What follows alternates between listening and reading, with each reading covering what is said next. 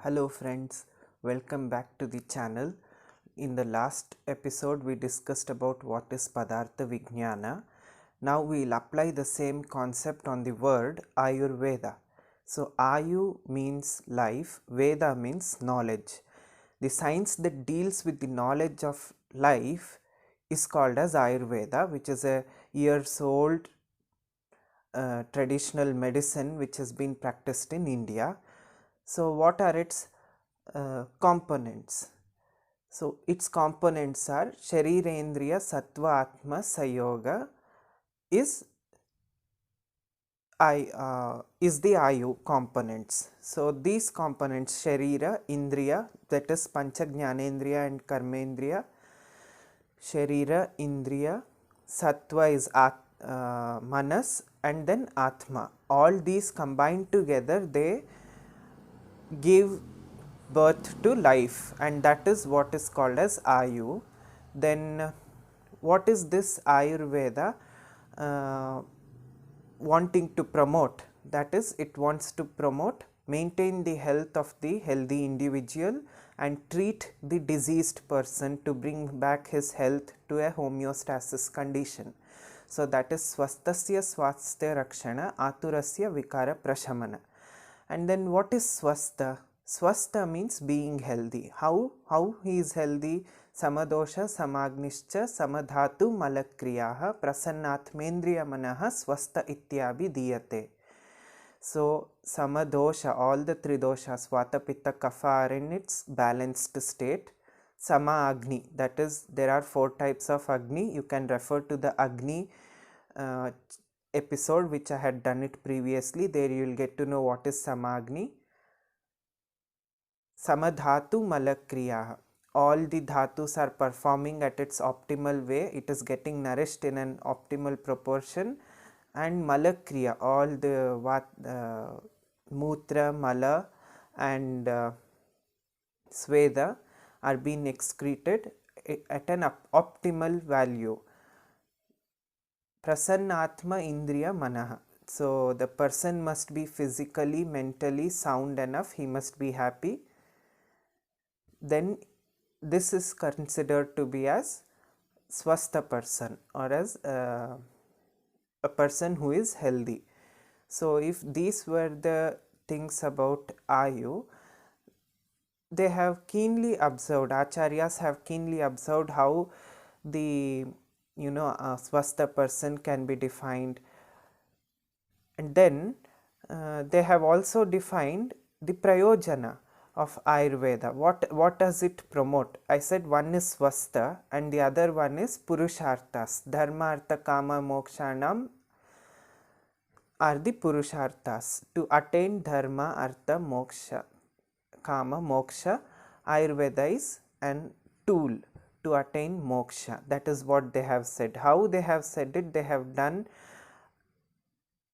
examinations, they have done trials, and then they have concluded this. To come to such conclusions, there must be certain basic principles, and those basic principles are nothing but Siddhantas. So Siddhanto nama sa yaha parikshakaihi bahuvidam parikshasya Stapayet Nirnaya. That is one big shloka from Charaka Vimanasthana, where Acharyas have concluded certain basic principles which are necessary for constructing a Samhita, and those form the base Siddhantas, that is Maulika Siddhantas, which are root, which are very important to form a Samhita or a treatise.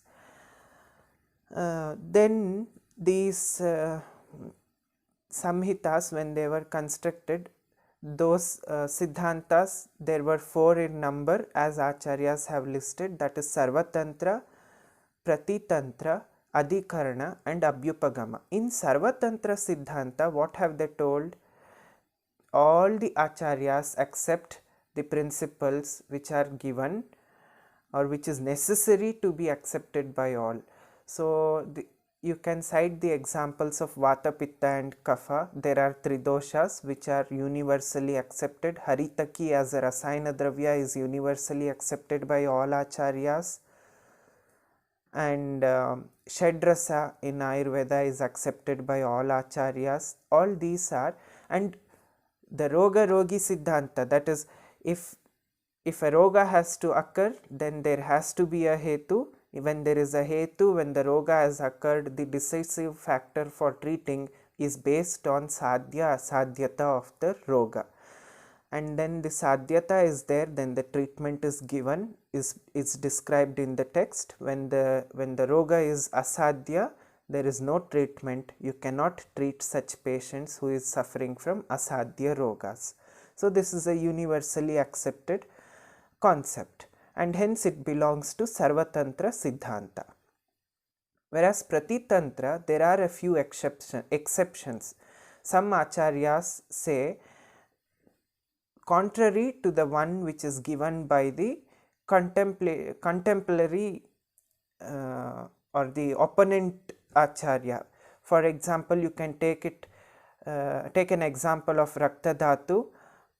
Acharya Sushruta considers it as Rakta Dosha along with the Vata Pitta Kapha. So that is one of the example you can consider.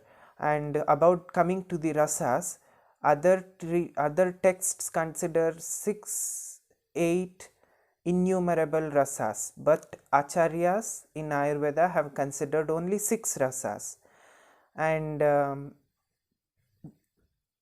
the Jnanendriyas, acharyas in Ayurveda have considered Panchajnanendriyas, whereas some acharyas say Manas is also one of the Jnanendriya, and hence they cite it as 6 in number.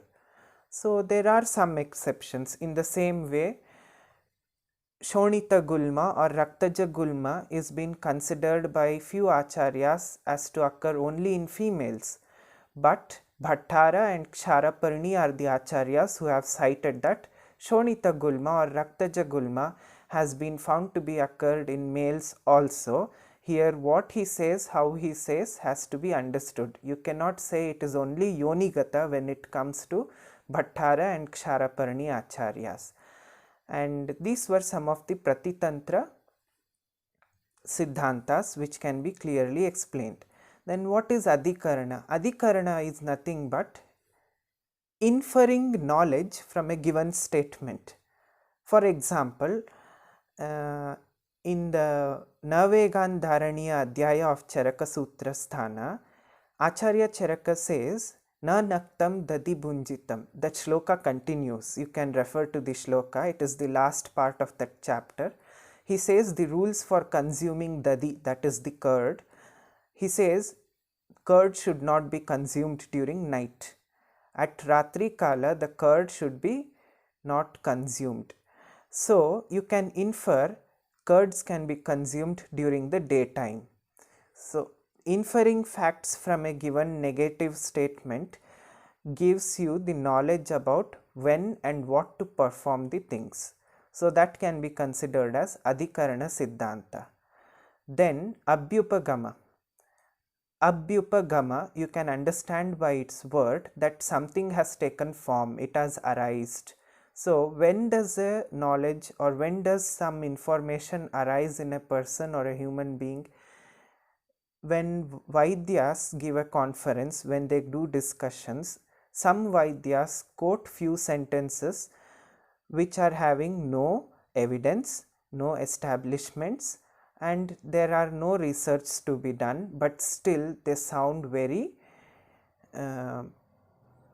heavy enough to stand for the topic which they are discussing about. So such kind of discussions which are unproved, which are yet to be proven, such discussions or such knowledges which come through discussions, Vada Vivada, are being classified under Abhyupagama Siddhanta.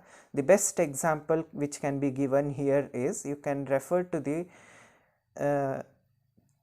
Dwadasha Adhyaya of Charaka Samhita Sutrasthana, Vatakala Kaliya Adhyaya.